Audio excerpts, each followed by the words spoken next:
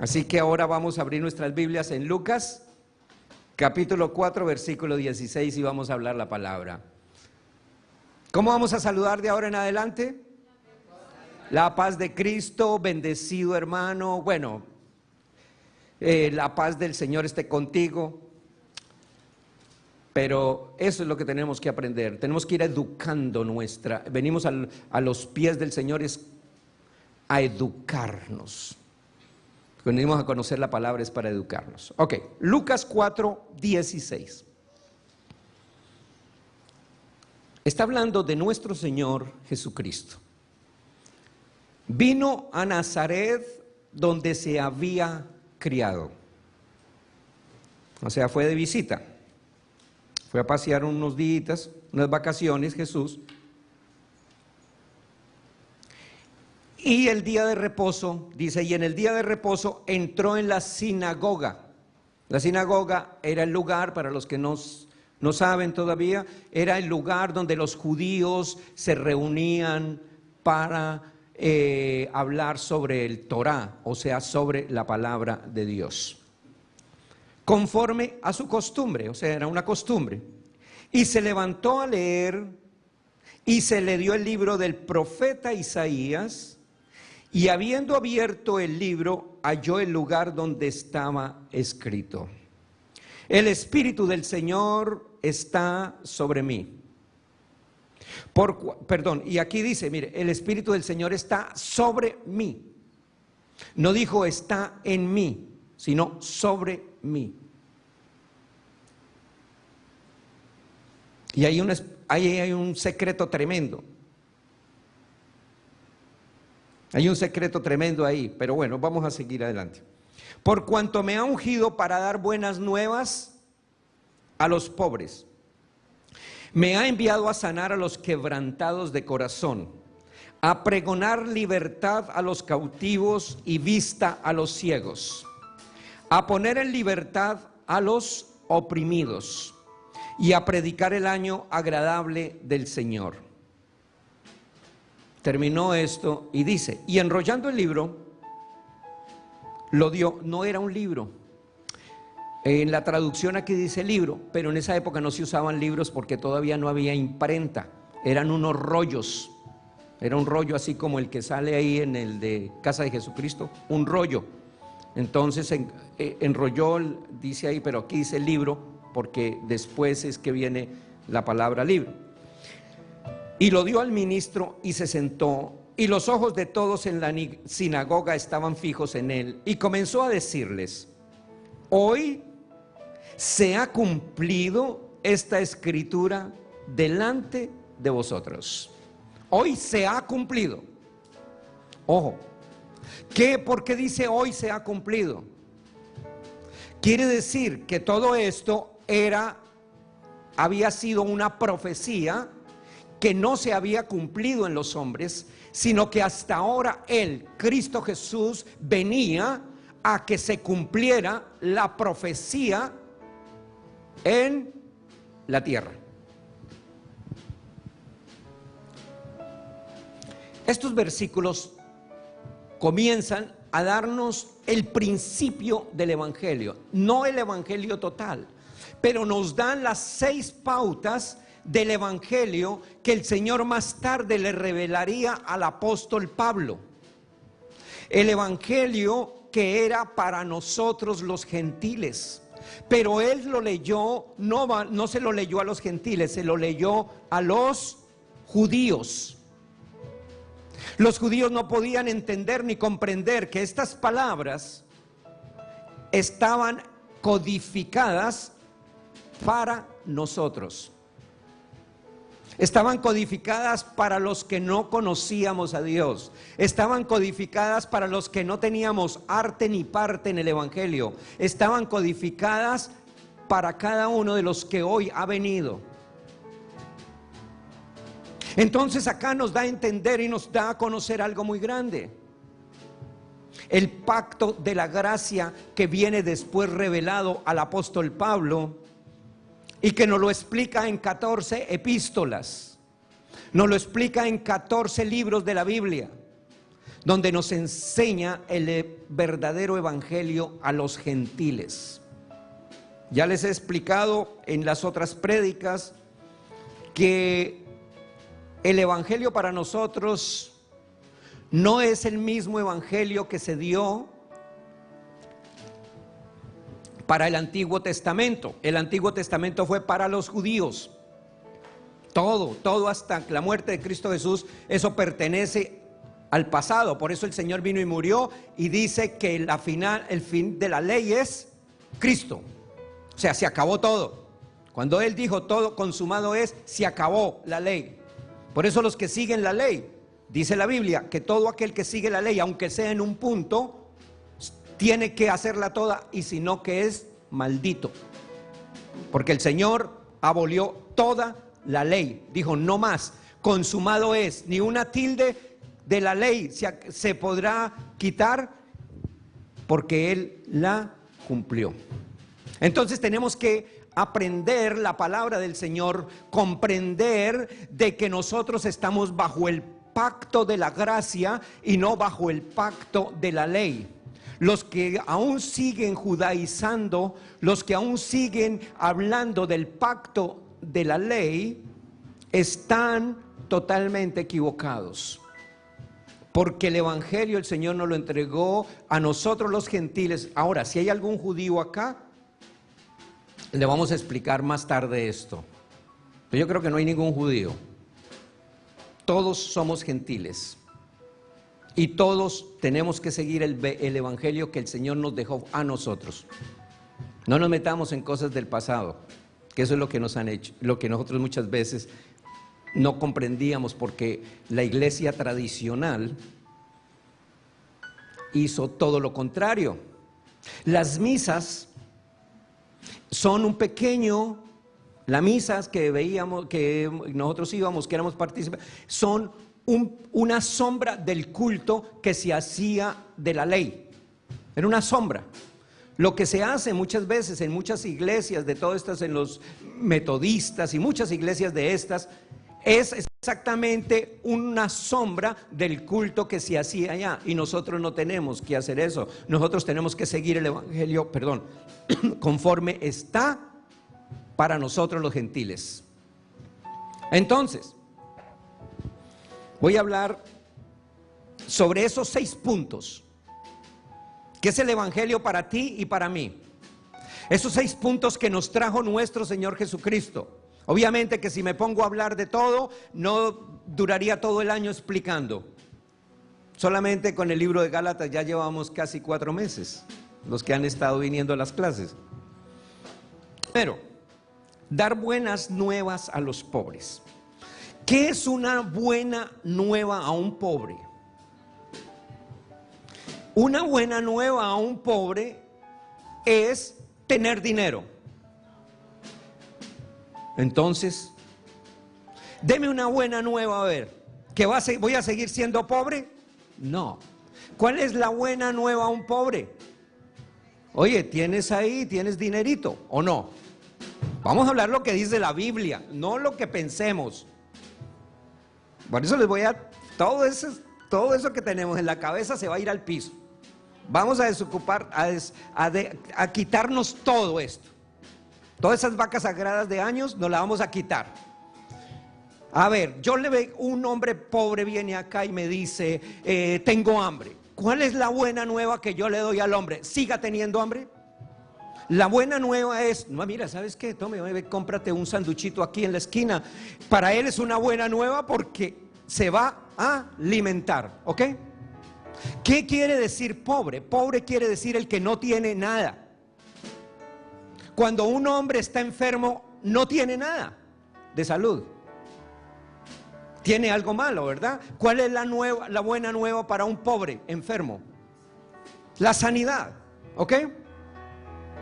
¿Cuál es la buena nueva para un pobre económicamente? El dinero. ¿Cuál es la buena nueva para un ignorante, un pobre en educación? Que le den una beca o que se vaya, o el conocimiento de la palabra. ¿Ok? Ahora sí entendemos. Entonces, cuando él dijo dar buenas nuevas a los pobres quería decir, un momento, ya ustedes no van a ser más pobres.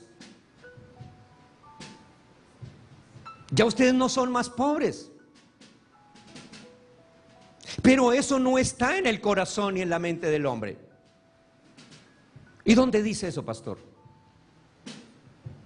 Acuérdense que es Biblia. Segunda de Corintios capítulo 8, versículo 9. Vamos a ver, solamente voy a dar dos versículos hoy.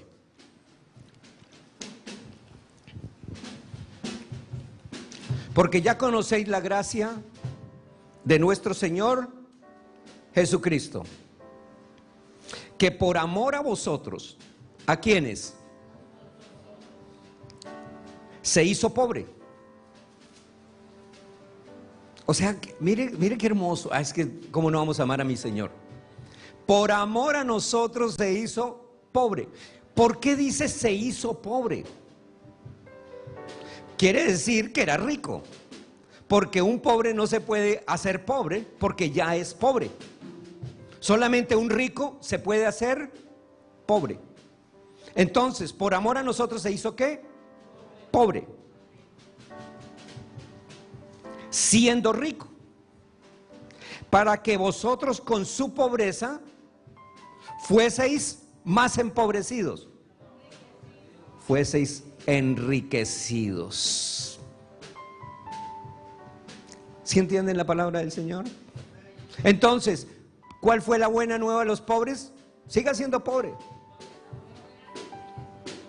Un momento, yo les di la palabra, yo la voy a cumplir y ustedes van a recibir lo que yo ya les he entregado. Solamente que la comprueben, que la entiendan. Eso fue lo que nos dijo el Señor. Que la confiesen, que la crean, que tengan fe. Que aunque estemos arrancados sin nada, confieso todos los días confieso: Señor, yo soy rico porque tú te hiciste pobre para que yo fuera enriquecido. Y yo lo confieso y lo confieso y lo confieso hasta que la palabra se haga una realidad en mi vida.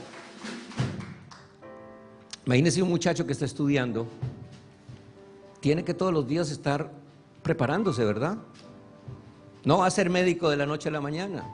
Tiene que estar todos los días confesando allá su palabra, allá su libro, medicina, sí, porque voy a hacer una cirugía y voy a agarrar el bisturí y le voy a cortar el ombligo. Y el otro día tiene que volver otra vez a leerla y tiene que practicarla y tiene que hacerla hasta que llega un día en que hace la cirugía perfecta. Pero no es de la noche a la mañana. Entonces, por eso el Señor nos dice, tenemos que confesar. Voy a dar otro versículo rápido porque no me quiero demorar mucho. Isaías 53, 4 al 5. Ciertamente Él se llevará mi enfermedad el día que yo venga al culto, venga al altar y le pida: Señor, bendíceme y sáname. Y sufrirá y sufrirá sus dolores, y nosotros le tendremos por azotado, por herido. ¿Sí? ¿Cómo dice? Voy a leerlo. Ciertamente que se llevó, eso ya es un pasado. Se llevó nuestras enfermedades y sufrió nuestros dolores. Y nosotros le tuvimos por azotado, por herido de Dios y abatido. Mas Él herido por nuestras rebeliones, molido por nuestros pecados, el castigo de nuestra paz fue sobre Él. O sea, todo lo malo que teníamos que pasar fue sobre Él. Y por sus llagas fuimos, no dice seremos curados, fuimos. Ahí es donde tiene que haber la palabra. Ahí es donde tú tienes que entender. Tú no puedes venir todo el tiempo: Señor, same. No es eso. Estamos equivocados. Y por eso es que muchos se aprovechan con los famosos servicios de milagros. Venga, hermanos, y claro, uno va a llegar allá: Señor, sáname, a ver, ore por mí para que yo reciba el milagro. Nosotros tenemos que confesar cuando venga esa enfermedad: esta es una mentira, yo no la acepto en mi cuerpo. El Señor me sanó hace mucho tiempo, hace 2000 años, se llevó esa enfermedad, se la llevó, este dolor ya se lo llevó, y es una mentira que yo no tengo por qué aceptarla. En ese momento estás confesando que la sangre de Cristo Jesús lo hizo por ti. Pero cuando tú dices, hermano, estoy tan enfermo, ore por mí, a ver, Señor, bendíceme, Señor, sáname, está poniendo por inmunda la sangre de Cristo, porque está diciendo que cuando Él murió en la cruz del Calvario no cumplió la promesa, sino que Él la va a cumplir apenas. Y eso no fue así. La Biblia me dice que Él ya lo hizo. Él ya lo hizo hace 2000 años. Entonces mi oración tiene que ser: Padre, gracias, papito lindo, gracias, Señor Jesús, gracias porque tú ya me sanaste, y esta enfermedad es una mentira que no la acepto, no la recibo. Hasta que esa enfermedad se tiene que ir. Entonces, cuando tú resistes al diablo carne, ¿qué dice la Biblia? Huirá de vosotros, huirá. Resistir al diablo carne, a esta carne que tiene todavía connotaciones de diablo, porque la carne es mala. Este tiburón es malo, es malo. Este tiburón nos enferma, nos deprime, nos quiere destruir, nos quiere acabar. Todo el tiempo se levanta en la mañana, y en la mañana el tiburón dice: y hoy voy a hacer así, y me levanto y voy con la cara de limón. Entonces tienes que confesar: no, mi espíritu es un espíritu perfecto y mi carne no tiene poder. Y ahí es donde yo declaro la palabra. No le des de comer tanto al tiburón. ¿Sabe una cosa cómo le da a uno de comer al tiburón? Mire, el hombre que le gusta la pornografía, o que le gustan, bueno, a todos nos gustan las mujeres, al no ser que haya alguno que, bueno, y si le gusta lo otro, ya el Señor tratará con él. Pero bueno, si le das de comer al tiburón, el tiburón se te va a engrandecer. Si eres vanidoso y le das de comer al tiburón, se va a engrandecer. Si tú eres, te gusta la grosería y tal cosa, y le das de comer al tiburón, más grosero te vuelves. No le demos de comer al tiburón, y verá que el tiburón se tiene que morir. Y ahí es cuando se cumple la palabra: ya no vivo yo, mas vive Cristo en mí. Y lo que vivo en la carne, lo vivo en la fe del Hijo de Dios. Por la fe en el Hijo de Dios es que esta carne tiene que morir, porque este tiburón no le voy a dar más de comer.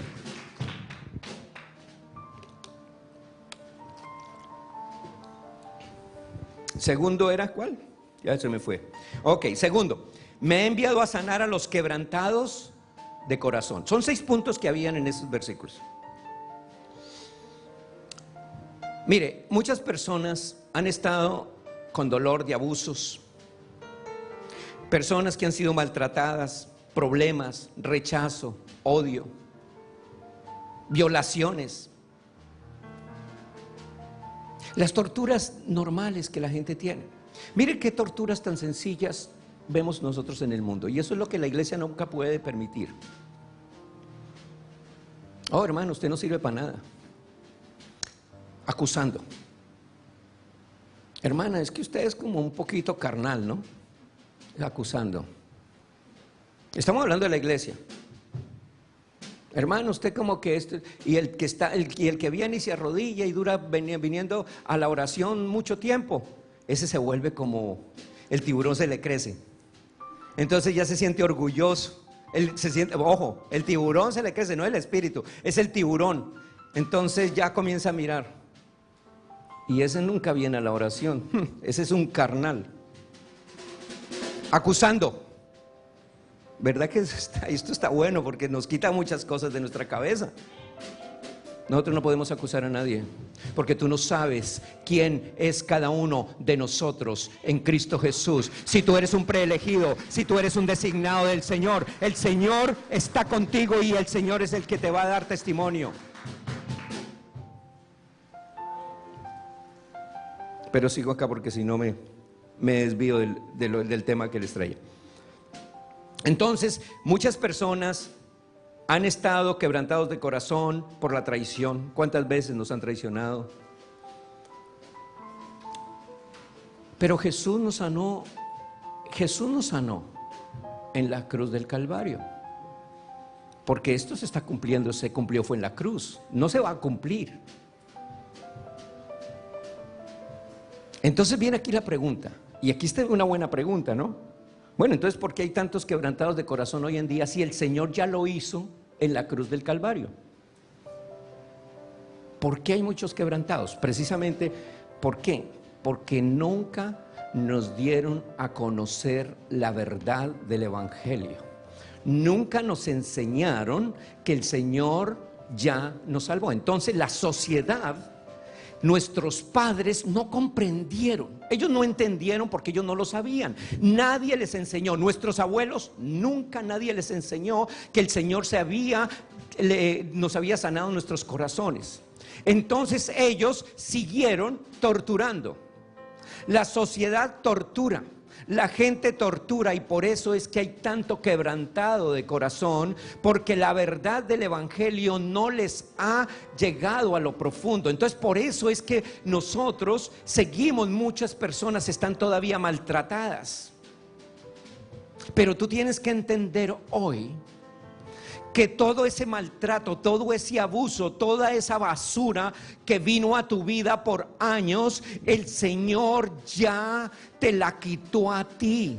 El Señor no te ve con todos esos problemas que tú te estás viendo. Tú te ves tal vez con problemas de prostitución, de alcoholismo, de mentiras, de todo eso te ves. No, el Señor no te ve a ti así. Tú te ves porque todavía esta carne que lleva la parte diabólica de ese Satanás que el Señor destruyó, pero que todavía este cuerpo mantiene esto diabólico, nos hace a nosotros creer que el Señor no hizo eso en la cruz del Calvario. Pero tú tienes que entender en tu corazón y declararlo todos los días: tú quitaste esta depresión, tú me sanaste allá en la cruz del Calvario, todo rechazo tú te lo llevaste, nada me puede afectar a mí, nadie me puede afectar, ninguna persona, mi pasado murió y punto. Tienes que llevar eso, tienes que educar tu mente. Acuérdese que nosotros le servimos al Señor es con la mente, porque la mente es el Espíritu del Señor, y donde está el Espíritu del Señor hay ¿qué? Libertad. Y la manera como nosotros, dice la palabra de Dios, que nosotros tenemos la mente de ¿quién? La mente de Cristo. Y si yo tengo la mente de Cristo, le sirvo al Señor con mi mente. O sea que mi mente le tiene que pertenecer a Cristo. Por eso es que yo tengo que educar mis mentes, mis pensamientos de acuerdo a la palabra, no de acuerdo a rezos, no de acuerdo a cosas que me han enseñado, sino de acuerdo a la palabra de Cristo. Cuando esto entra a mi mente, entonces baja mi corazón y mi boca comienza a pronunciar cosas verdaderas. Señor, gracias porque me salvaste. Señor, gracias porque me sanaste, gracias porque me purificaste. Y tu boca, pero cuando todavía hay en tu boca rechazo y todo eso, es porque todavía necesitas alinear tu mente con la mente del Señor. Segunda de Corintios 4:7.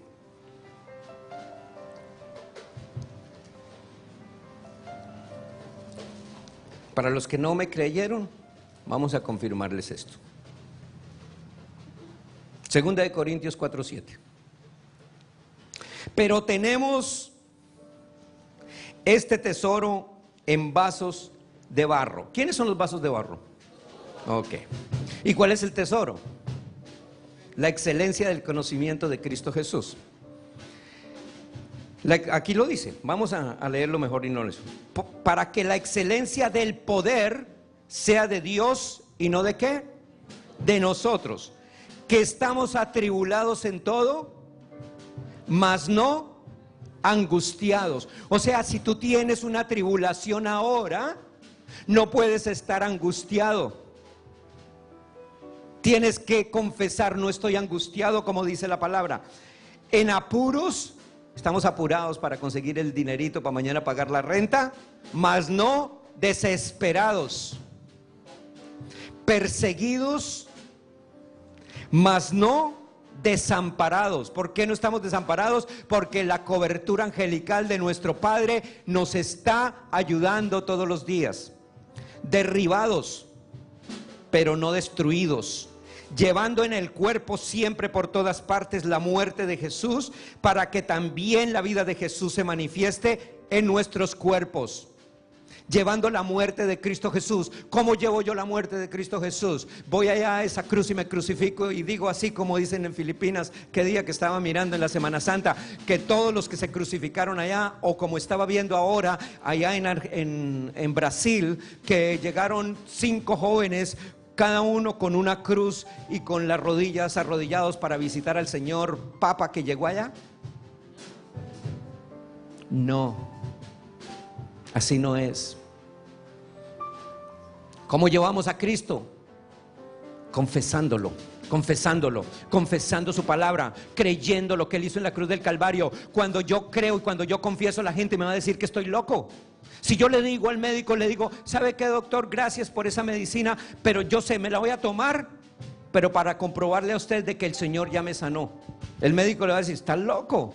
Pero eso es lo que le tenemos que decir nosotros. Estamos confesando con nuestra palabra que esa medicina que Él nos dio, la voy a usar para comprobar que la sanidad no es de Él, sino que es de Dios. Sencillo. Que el Señor lo use a Él es otra cosa, pero la gloria es de Dios, no del médico, no del hospital. El Señor usa como Él quiere, Él sana como Él quiere. Él puede sanar con agüita de canela, con ¿cómo es? Bueno, con aspirina, pues, para no, se me fue la palabra. Aminosofen, algo así. Bueno, ok. Entonces, ¿quién eres tú? Lo acabamos de decir. ¿Y qué hay dentro de ti? Un tesoro. Tú eres un tesoro en un vaso de barro. Tú no eres un vaso de barro. Ojo. Vamos a educar esa mente. Tú no eres un vaso de barro. Un vaso de barro es algo que se rompe. Tú eres un tesoro en un vaso de barro.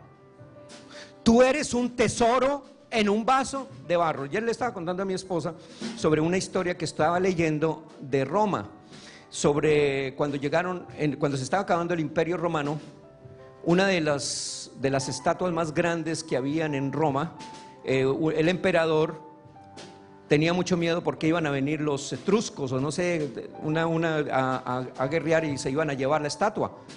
Entonces el hombre dijo, bueno, ¿y cómo camuflo esta estatua si es en puro oro? Y bueno, la única manera es llamar al escultor. Llamó al escultor y le dijo, por favor, necesito que usted me camufle yo no quiero que esos que son nuestros enemigos se vayan a llevar la estatua. Entonces vino el escultor y le hizo una capa de cerámica de barro a toda la escultura y quedó como una de barro, y la pusieron la estatua allá en el piso.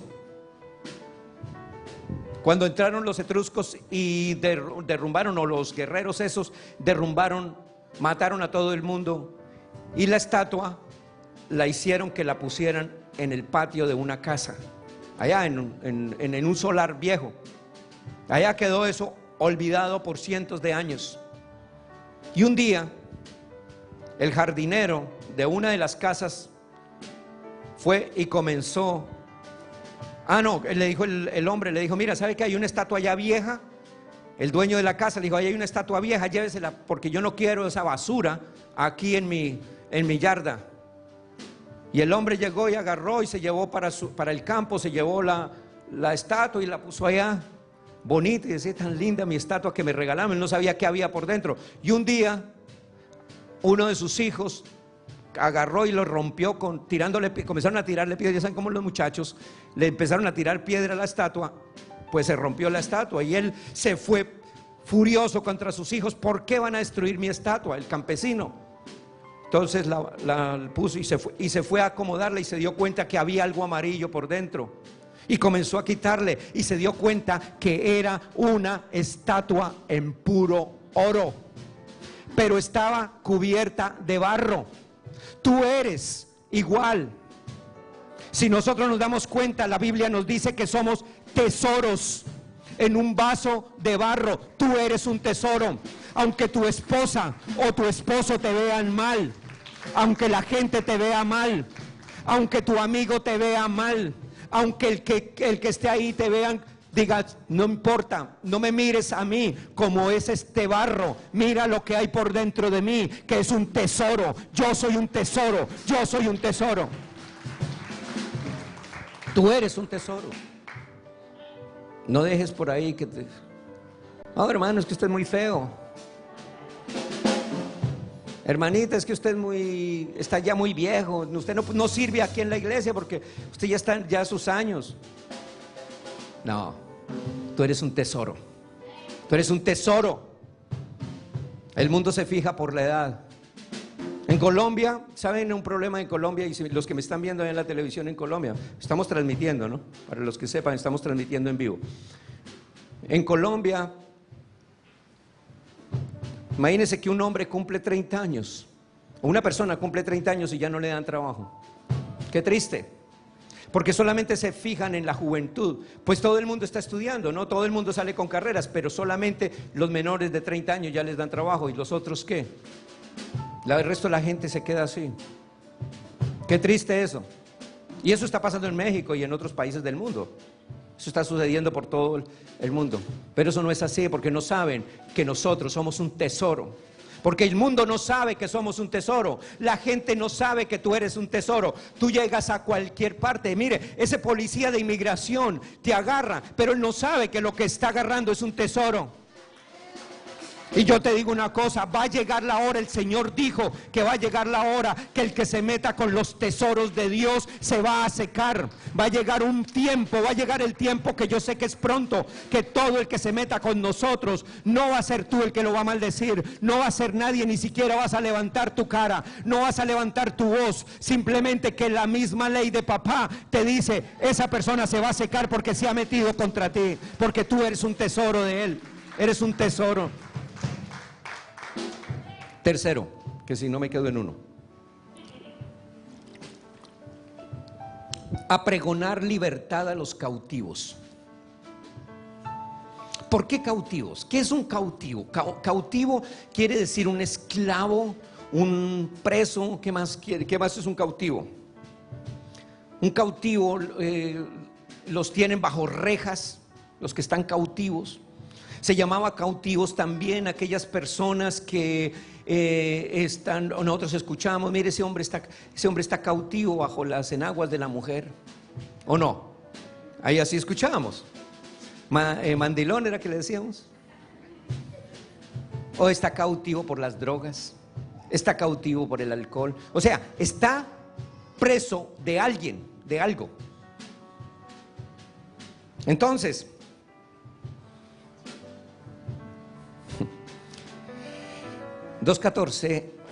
Hebreos 2:14, vamos a leer. La humanidad estaba cautiva por el diablo. Estaba presa por el diablo. El diablo destruía, acababa, derrotaba, humillaba. Ahora vamos a Hebreos 2:14. Así que por cuanto los hijos participaron de carne y sangre, ¿cuáles son los hijos? ¿Quiénes son hijos de Dios? Ok, sí, porque cuando digo yo que los hijos, ahí me como... ¿Participaron de qué? Aquí no hay ningún espíritu glorioso todavía, ¿no? Todos tenemos carne y sangre. Ok, participamos. Oye, y aquí hay un secreto muy lindo. No, pero ¿por qué participamos de carne y sangre? ¿Por qué participamos? ¿Por qué dice eso que participamos de carne y sangre? No dice que somos carne y sangre, sino que participamos de carne y sangre. Bueno, yo le estaba dando la clase ayer, ¿no? Ayer porque fuimos predestinados, o sea que antes de la fundación del mundo nosotros éramos ¿qué? Ángeles. El Señor Jesús lo dijo, ¿no? Cuando le preguntaron, bueno, y si yo me muero, si mi hermano se muere, y si Julano de tal se muere, y todos se casaron con la misma mujer, ¿cuál va a ser la esposa de ellos? ¿O cuál es el esposo? Algo así. Y llegó y se dijo, ¿estáis Equivocados porque no escudriñáis las Escrituras. Porque cuando estemos allá, somos como ¿qué? Ángeles. ¿Qué quiere decir? ¿Que vamos a ser transformados en ángeles? No, somos ángeles en un cuerpo de barro, tesoros en un cuerpo de barro. Entonces, aquí dice, por cuanto los hijos, o sea que nosotros siempre hemos sido hijos de Dios. Hemos sido predestinados de Dios, que el Señor nos dio un cuerpo para vivir aquí en la tierra. Por eso cuando tú llevas el evangelio de Jesucristo, tú no sabes cuál de todas esas personas que están en la calle, ese homosexual, esa prostituta, ese borracho, ese que es muy orgulloso, es un hijo de Dios ya predestinado desde antes de la fundación del mundo. Pero tú tienes que llevarle la palabra, porque la Biblia dice: mis ovejas oyen mi voz y ¿qué? Y me siguen, y nadie me las arrebata. O sea que nadie se las va a arrebatar. Por eso cuando la gente dice: no, es que el diablo arrebató a esa ovejita, mentiras. El diablo nunca pudo arrebatar a nadie, porque lo que es de Dios nadie se lo va a quitar. El Señor Jesús lo dijo. Sigamos leyendo para que podamos entenderlo. Dice, voy a leerlo desde el principio. Así que por cuanto los hijos participaron de carne y sangre, Él también participó de lo mismo. O sea, ¿quién es? ¿De quién está hablando? De Jesús. Para destruir, ojo, no, para acabar por un ratico. ¿Qué es destruir? Destruir es destruir, acabar. Ya no existe. Algo que yo destruyo, ¿qué destruyo? Si yo agarro un papel y lo destruyo, ¿lo puedo otra vez a unir y ir a hacer algo con él? Está destruido, ¿verdad? O lo quemo, ¿qué está? Destruido. Ok. Para destruir por medio de la muerte al que tenía el imperio de la muerte. Esto es, al diablo. Y librar a todos los que por el temor de la muerte estaban durante toda la vida sujetos a servidumbre. ¿Qué fue lo que hizo el Señor allá? Destruyó al que tenía el imperio de la muerte. ¿Y quién tenía el imperio de la muerte? Destruyó al diablo. Ojo, sigue. Y librar, librar. ¿Qué quiere decir librar? Quitar las cadenas a los que por el temor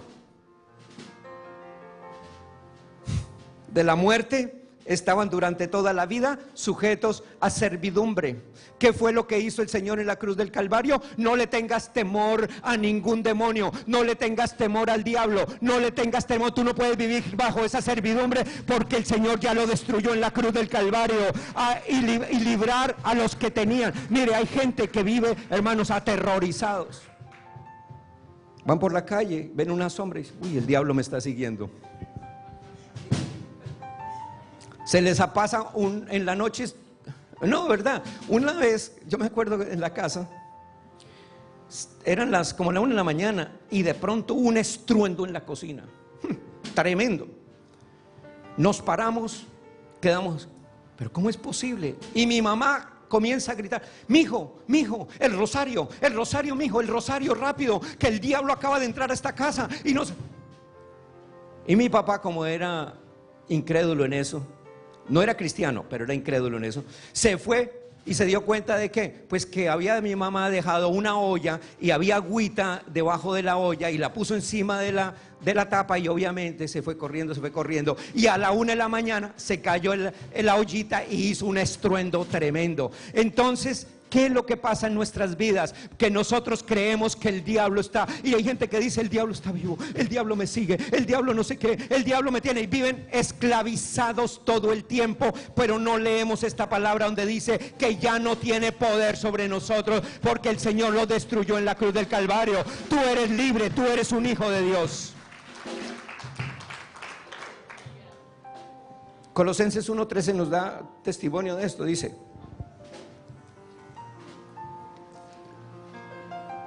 el cual nos ha librado de la potestad de las tinieblas, o sea, del poder, y trasladado al reino de su amado Hijo. Entonces, aquí me hago una pregunta. ¿Puede, si nosotros estamos en el reino de Jesús, cuántos son cristianos? Todos. Todos los que están aquí son cristianos, ¿o no? ¿O no creen en Cristo? Todos creemos en Cristo, eso creo, ¿no? Si hay alguno que no, pues ahora hablamos más tarde. Todos creemos en Cristo. Ok, si tú estás en Cristo, si tú estás en el reino del amado Hijo, si Cristo Jesús dijo, el reino de los cielos se ha acercado, y cuando Él dijo, no os dejaré huérfanos, vendré a vosotros, y después en el Nuevo Testamento Él vino por nosotros, y Él dijo que todos los que confesáramos su nombre seríamos hechos hijos de Dios, entonces somos hijos y estamos en el reino de Dios. Entonces, si estamos en el reino de su amado Hijo, puede las tinieblas, sea, llámese demonio, como ustedes le pongan el nombre, a uno les dicen el canchilas, otros como le dicen, bueno, nombres que le ponen ahí, y eso es toda ignorancia, por la ignorancia, le ponen nombres a todo lo que no, ¿puede entrar al reino de Cristo? Entonces, ¿puedes tener miedo tú el resto de tu vida? ¿Sabe una cosa? La iglesia, el pastor de la iglesia tiene que decirle a la iglesia la verdad, lo que Cristo, porque para eso fue que el Señor nos dijo, vino, conoceréis la verdad y la verdad os hará libres. No puedes vivir más en esclavitud, no tienes que estar pensando, es que el diablo me puso, es que yo pasé por ahí y yo vi esa cervecita, el Habitán, pero el diablo puso en mí mismo, él mismo le echan la culpa al diablo. El diablo puso en mi corazón que yo me tomara la cerveza. No, edúcate, porque sabe que esa cerveza te va a hacer daño y te va a causar mal. Si tú ves traición, bueno, ya hablamos la semana pasada de los deseos engañosos. Son cosas de nuestra carne. No os ha venido ninguna tentación que no sea ¿qué? Humana. La tentación no viene del diablo. No os ha venido ninguna tentación que no sea humana, pero grande es Dios para librarte de ellas. Humana, no está diciendo de nada más sino humano, y somos humanos. Sigamos. Vamos en el ¿qué punto era? Tercero, vamos al cuarto. Estoy demorándome mucho. Y vista a los ciegos. ¿Por qué los ciegos? El ciego es el que no ve. El ciego es aquel que hay un hueco ahí y si le dicen pase, pasa. Y si se cayó, de malas. Entonces nosotros veníamos caminando en una ceguera espiritual. No conocíamos la verdad. Ahí volvemos otra vez al mismo versículo. No conocíamos la verdad, andábamos ciegos. Si el cura se paraba allá y decía, mire, esto es así de esta manera, nosotros le decíamos, amén. Si el otro venía y nos decía otra cosa, amén. O sea, todo lo que nosotros nos decían, ya no más, no tienen que ser libres, lo creíamos. Ay, pero es que ese pastor viste muy lindo y mira cómo hace de milagros, tan hermoso, míralo, millones de personas lo siguen. Y esos testimonios en internet, o es que no los ha visto en la televisión, tremendos. ¿Cómo no le voy a creer lo que diga? Aunque sea falso lo que está hablando, le estamos creyendo. ¿Correcto? Error. Hermanos, nos están bombardeando. La tecnología es muy linda, muy hermosa, muy bella, pero está bombardeando al hombre. Nos están enseñando cosas falsas. Manda tus $1000 acá, manda tus $500, porque yo voy a hacer un milagro para ti, el Señor va a hacer un milagro. Pruébame, dice el Señor. Así que tú tienes que probar al Señor. ¿Y cómo lo pruebas? Manda $500, manda $100. Y como somos incautos y no conocemos la doctrina, estamos cayendo. No, la Biblia, tú tienes que creer lo que la palabra dice. El Señor ya te sanó, tú tienes que confesar. Tú no tienes que dar dinero para que un hombre venga a poner las manos sobre ti. Vaya y enséñele y dígale, mire, ¿sabe qué? Puede que seas muy pastor, puedes que seas muy cura, puedes que seas muy cardenal, puedes que seas lo que seas, pero mi Cristo me sanó y yo no tengo que dar nada por lo que el Señor ya hizo por mí.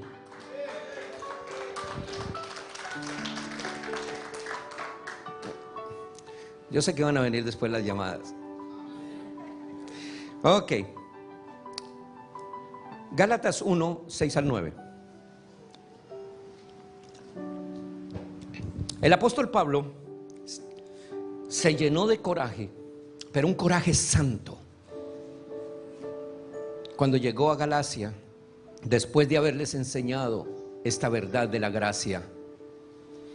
Y les dice, en el capítulo 1, versículo 6, dice: estoy maravillado de que tan pronto os hayáis alejado del que os llamó por la gracia. Ojo, por la gracia, por el regalo de Cristo, para seguir ¿qué? Un evangelio diferente. No que haya otro, sino que hay algunos que os perturban y quieren pervertir el evangelio de Cristo. Mas si aún nosotros o un ángel del cielo, ojo, mire hermanos, sigo aquí, os anunciaré otro evangelio diferente al que os hemos anunciado, sea maldito. Como antes hemos dicho, también ahora lo repito, si alguno os predica diferente evangelio del que habéis recibido, sea anatema, maldito. ¿Cuál es el evangelio diferente? ¿Por qué él le dice? ¿Por qué el apóstol viene hablando? Porque si nosotros leemos Gálatas, Gálatas dice que no hay otro evangelio, y dice el evangelio anunciado por mí no es revelación de hombre. Yo no consulté ni con los apóstoles Pedro, Juan, Santiago y ellos, ni lo consulté con hombre alguno, sino que yo lo recibí por revelación de Jesucristo, y me hizo ministro de los gentiles. Entonces el apóstol estaba predicando el evangelio de la gracia, el evangelio que está en las 14 epístolas del apóstol Pablo. Él las estaba predicando, y llegaron los de la circuncisión y le dijeron: no, un momentico, todo lo que usted dice es bonito, pero tiene que hacer obras. Tienen que ir a hacer largos ayunos, tienen que hacer cosas para la salvación, tienen que hacer miles de cosas y todo lo que está en la ley. Entonces Pablo viene y les dice: ya les enseñé el evangelio, ya les enseñé la palabra. Ahora, ¿por qué vienen a perturbarlos? ¿Por qué han creído en la perturbación? ¿Sabe una cosa? Un día llegué a una iglesia y me dio mucha tristeza, porque me paré a predicar el evangelio y yo llevaba mi argolla de matrimonio. Bueno, y no la uso por eso, no la uso porque fue que se me engordaron los dedos, pero no por eso. Y me paré y estaba con mi argolla de matrimonio y estaba predicando. Bueno, terminé la prédica, tremenda prédica. El Señor se manifestó de una manera tan hermosa. Cuando iba en el carro, me llama el pastor de la iglesia y los diáconos y me dicen: hermano Hurtado, por favor, lo necesitamos aquí. Y yo, ¿pero qué pasó? Lo necesitamos en una reunión urgente, domingo, 6 de la tarde, cansado. Ahí mismo dije: bueno, está bien. Me puse un jean rápidamente y salí. Dije yo, le dije a mi esposa, le dije, quién sabe, pero qué error, sería que yo cometí algún error. Estaba yo muy nuevo, hermanos, en ese momento, en la prédica, no en el evangelio, en la prédica. Entonces yo dije: ¿sería que cometí algún error doctrinal? No, debió haber sido algo grave para que me llamen a mí un domingo a las 6 de la tarde, después de haber terminado el servicio. Tiene que ser que algo grave pasó. Siéntese, hermano. Y me senté ahí y estaban los 4 hermanos ahí. Tomó la vocería uno de ellos, no fue el pastor, sino uno de los líderes, el pastor sentado: hermano, tenemos que ponerlo en disciplina. Yo me puse pálido. Ya saben, para uno que le llame la atención es duro, no es fácil. Yo me puse pálido: pero hermano, pero ¿cuál fue el error? Dígame, yo lo voy a corregir. Un hombre de Dios nunca tiene que usar un anillo, porque eso es vanidad de hombres. Así que usted está en disciplina, porque el oro no lo deben de usar en nuestras iglesias. Yo apenas me agaché y le dije: ok, hermanos, nunca llevé la contraria. Por disciplina me lo quité, no por convicción. Nunca me lo quité por convicción. Me quité el anillo, era lo único que yo traía de oro. Me lo quité por convicción. Me condenaron. Me condenaron. La Biblia dice: nadie nos podrá condenar a nosotros. Las cosas de los hombres condenan.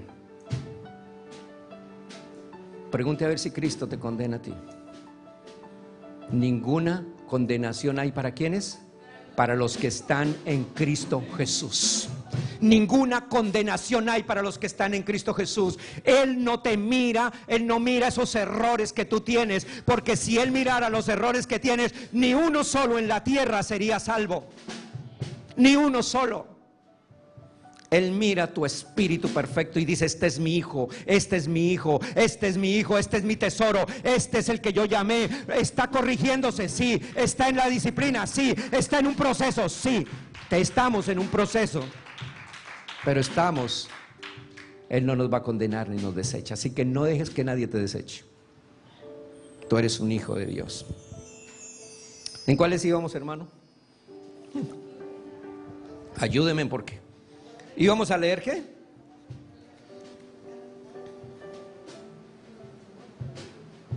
Mire, Gálatas 1:11 nos da la respuesta a eso que les estaba hablando.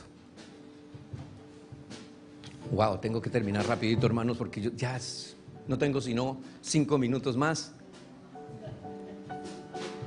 Dice: mas os hago saber, hermanos, que el evangelio, ya les dije ese versículo, ¿no? Pero lo voy a volver a leer otra vez, para que lo lleven en su casa y escriban. Mas os hago saber, hermanos, que el evangelio anunciado por mí, está hablando el apóstol Pablo, no es según ¿qué? Hombre. Pues yo ni lo recibí, ni lo aprendí de hombre alguno, sino ¿por qué? Por revelación de Jesucristo. Y a los que están estudiando, los que están viniendo a las clases, ya les enseñé cuáles son los libros que fueron revelados por Jesucristo y cuáles fueron los que fueron por el hombre y cuáles son cada uno. Bueno, ya después, pero eso en la clase lo tenemos. Quinto, a poner en libertad a los oprimidos. ¿Qué quiere decir la opresión? La opresión es el miedo, es un miedo, es un temor. No, yo no sé, mire, una hermana una vez me dijo, hablando con ella, me dijo: ay, pastor, es que me siento muy oprimida por mi esposo. Y le digo: ¿por qué? Dice: no, porque es que si yo vengo a la iglesia, se enfurece. Y yo, cuando yo lo veo llegar, es un terror. Yo siento que, y yo trato por todos los medios de que no, estoy oprimida. Entonces hay veces me da unas depresiones. ¿Cuántos han sido oprimidos por sus jefes? Que llegan al trabajo y dicen: ya llegó, ahora ¿qué me va a decir? No dejaste esto muy bien limpio, ¿no? No hiciste tal cosa, y es una opresión. ¿Sí nos hemos sentido oprimidos alguna vez? ¿Nos hemos sentido oprimidos por el dinero? ¿Nos hemos sentido oprimidos porque no conseguimos trabajo? ¿Por qué nos hemos sentido oprimidos? Por miles de cosas.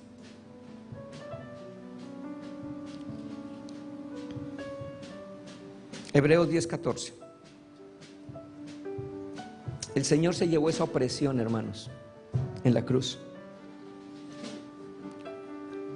Y tú tienes que comenzar a mirarte a ti mismo, mirar tu interior, mirar quién eres tú. Nadie tiene por qué oprimirte. Y si alguien te oprime, tú no puedes recibir esa opresión. Si alguien te regañó en el trabajo, ok, llévele la idea. No peleé con nadie, pero que eso no entre a tu corazón y te afecte. Si tu esposo o tu esposa te oprimen, no deje que eso salga una raíz de amargura en tu corazón. Si hay opresión de cualquier clase, mira, hay gente que se siente oprimida, hermanos. Hay gente que se siente oprimida en la iglesia. ¿Sabe una cosa? Y eso es lo que yo quiero que nunca más haya en esta iglesia, opresión. Hay gente que no viene a la iglesia, ay, ¿será que el pastor ya va a empezar a hablar mal de mí? ¿Será que desde el púlpito van a decir que anoche me tomé unas cervecitas anoche? ¿Será que van a hablar de mí? Es que yo hablé mal de los hermanos. ¿Será que de pronto allá en el púlpito van a decir algo? Uy, no, y la hermana Julana de tal se dio cuenta que me vio en el mall y ese día yo iba con minifalda. ¿Y qué irán a decir de mí en la iglesia? Eso es opresión. No, nosotros no podemos juzgar a nadie. Todos nosotros, mejor vamos a la Biblia, sepamos quién eres tú. Hebreos 10:14. Ahí vas a saber quién eres tú. Porque con una sola ofrenda, ¿cuál fue la ofrenda? La cruz del Calvario. Cuando Él murió en la cruz del Calvario, una sola ofrenda. Si nosotros leemos todo el capítulo, nos damos cuenta que el Señor fue el Cordero de Dios que quita el pecado del mundo. No dijo no dice el que les va a quitar el pecado del mundo, sino el que ¿qué? Quitó el pecado del mundo. Ok, porque con una sola ofrenda, cuando Él hizo la ofrenda en la cruz del Calvario, te dejó imperfecto. Perdón, es que me quedaron las gafas. Porque con una sola ofrenda hizo perfectos para siempre a los santificados. Así que tú eres perfecto delante de Dios. No deje que la opresión te toque. No permitas. Cuando venga esa opresión a tu vida, diga: no lo recibo, no lo recibo, no lo recibo. No tengo por qué recibirla. No pelees con la gente, porque ellos no saben ni lo que están hablando.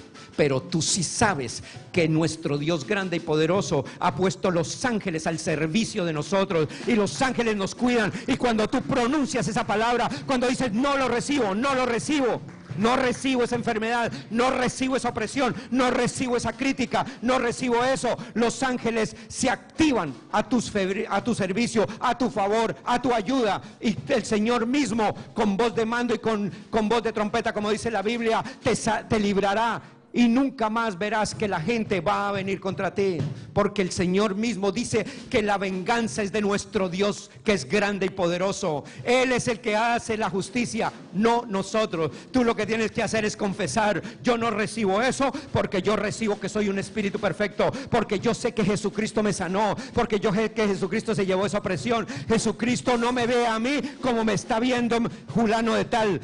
Jesucristo no me ve como el mundo me ve. Jesucristo me ve a mí perfecto, porque yo soy su hijo.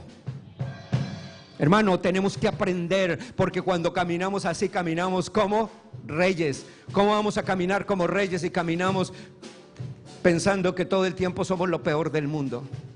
No.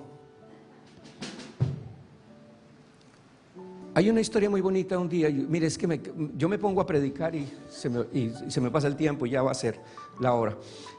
Una historia que me gustó mucho, que estaba leyendo, sobre este hombre que ustedes, no sé si la leyeron hace como 2 años.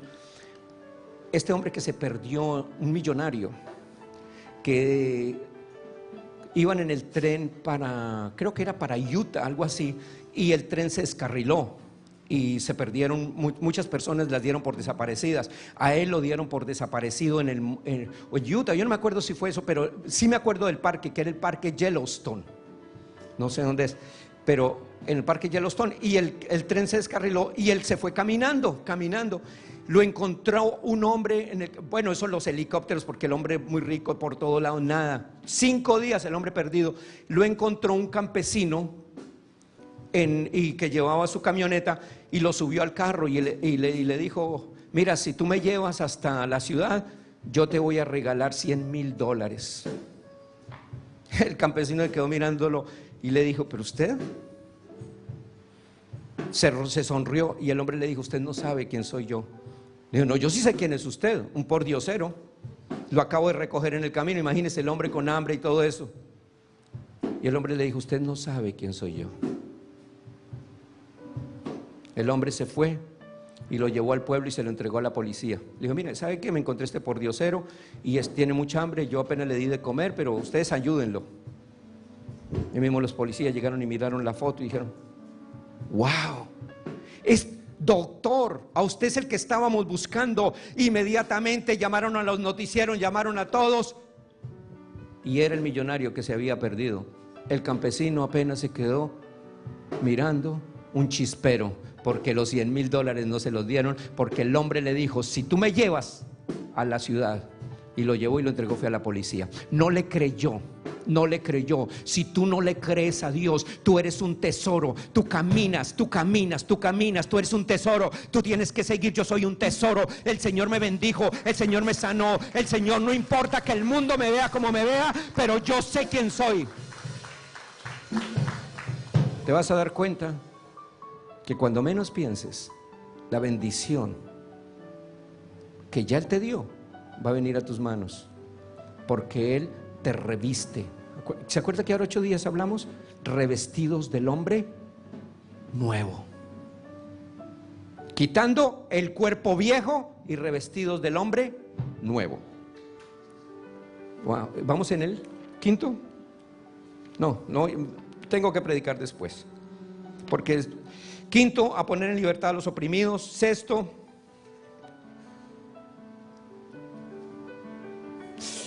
wow. Sexto, no alcanzo a predicarles pero voy a darles el sexto, porque en el quinto tenía mucho para darles. A predicar el año agradable del Señor. ¿Por qué dice a predicar el año agradable del Señor? Mire que muchas veces nosotros no sabemos ese versículo. Sí, que el año agradable del Señor. ¿Cuál es el año agradable del Señor? No, que cuando el Señor venga. No, esto se estaba cumpliendo en Cristo Jesús, porque Él dijo, hoy se ha cumplido esta escritura. Hoy. No dijo se va a cumplir cuando yo regrese otra vez. Es hoy. A predicar el año agradable. ¿Qué es agradable? ¿Qué es algo que le agrada? Algo que cuando a mí me agrada un helado, ¿cómo me lo como? Con gusto, ¿verdad? Cuando me agrada que mi esposa llegue con un regalito, me voy a poner a llorar. Al contrario, me río. ¿Por qué? Porque me agrada. ¿Cuál es el año agradable del Señor? El año agradable del Señor es cuando sus hijos se rían, cuando sus hijos el lloro se convierta en risa, cuando sus hijos que han comprendido el verdadero evangelio, que han comprendido de que Él los salvó en la cruz del Calvario, que Él ya los sanó, que los libró, y comiencen a tener risa, alegría en sus corazones, y comiencen a caminar con la alegría en todos lados. Ese es el año agradable del Señor, porque Él se agrada de que nosotros, sus hijos, le hayamos creído a Él y estemos felices porque Él ya lo hizo por nosotros. ¿Sí sabe cuál es el año agradable del Señor? ¿Sabe una cosa? Cuando tú crees la palabra, cuando tú crees esto, cuando tú crees que el diablo, el Señor lo destruyó, cuando tú crees que el pecado no se enseñoreará más de ti, que no tiene poder sobre ti, cuando tú crees que tú eres un espíritu perfecto delante del Señor, cuando tú crees que tú eres un ángel del Señor, cuando tú crees que la cobertura angelical de papá está al servicio de sus hijos y que tú eres uno de ellos, cuando tú crees que el Señor en la cruz del Calvario te llamó, te salvó, te libró, en ese momento la alegría de papá dice: por fin encontré a un hijo que me ha creído, por fin encontré a un hombre que realmente ha creído en lo que yo hice, uno que no ha puesto mi sangre por inmunda, sino uno que ahora declara que yo soy Dios y me confiesa. Ahí es cuando el Señor se ríe y es el año agradable del Señor. Hermana Adela, hermano, por favor pasen, hermanos de la alabanza.